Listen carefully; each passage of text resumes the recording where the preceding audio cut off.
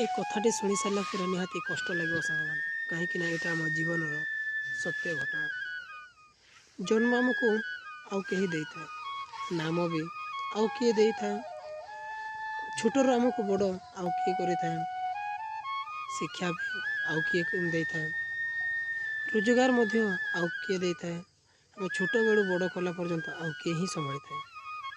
ଆମେ ମଲା ପରେ ଆମକୁ ଶ୍ମଶାନ ଘାଟକୁ ଆଉ କିଏ ନେଇଥାଏ। ଯଦି ଆମର ନିଜର ବୋଲି କିଛି ଜିନିଷ ନାହିଁ, ତାହେଲେ ଆମେ ଏତେ ଗର୍ବ କରୁଛେ କ'ଣ ପାଇଁ?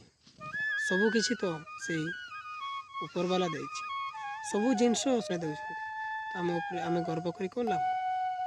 ଗର୍ବ କରିଲେ ନିଜେ ତଳକୁ ସବୁବେଳେ ଖସିବା। ତେଣୁକରି ସମସ୍ତେ ସବୁବେଳେ ବିନ୍ଦାସରେ ରହିବା, ସମସ୍ତଙ୍କୁ ମିଶିକି ରହିବା।